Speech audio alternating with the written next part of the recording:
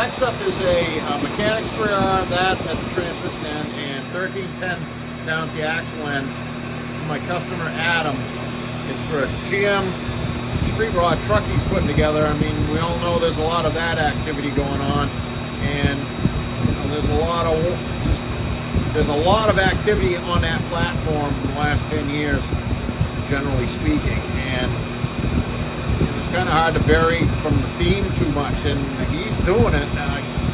My hat's off to him. I mean, I like the, I don't want to say it's oddball, but I like thinking outside of the box.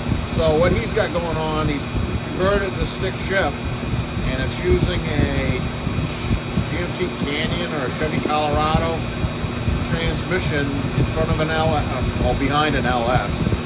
And so it's mechanics 3R down at this end. We'll talk about the slip yoke in a minute.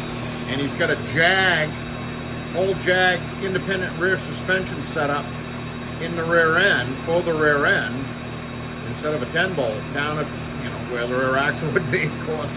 And so it's 1310 down at that end because of the flange that's compatible with those Jag rear ends. Is pretty much a singular, there's basically one flange that goes on those things.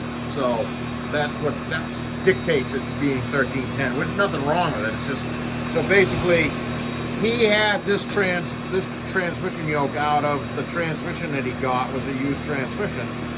And you can see I shined it up past where my thumb is, and it was rust all the way up. It's pretty, you know, it was actually there. And not much engagement. One of the things I always do here for my customers and insist on is proper slip yoke fitment into the transmission. Just because that's where the factory put it doesn't mean really that it's where it should be. You can get it much more engaged. And so I went through this with Adam and shined this up, and he took it home and slid it in, and sure enough, he got much more transmission engagement. The more engagement you have, especially in this situation with a fixed rear end, the more stable it is, the more well supported it is. So that's a win. This one was pretty scuzzy underneath, and so I do have another one, a new one, that's the long pattern, same as this. This mechanics 3R.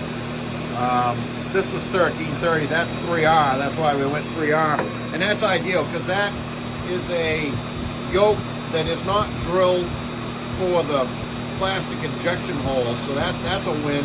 And that's a Neapco weld yoke, which is an excellent piece. So this end's buttoned down good. And down at this end is a 2-28-427 Spicer weld yoke, 1310 snap tight, and a 319 flange yoke, 1310. That's all 1310 there that he had already picked up to mate to the Jag pinion flange that's on the differential.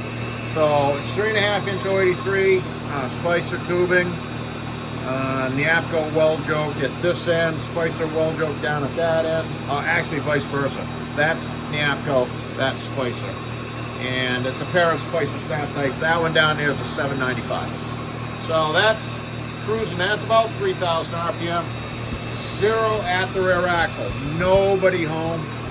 And same thing at the transmission, so nobody home. So we're gonna get some paint on this, and we'll get this to Adam, and he can move on with his project.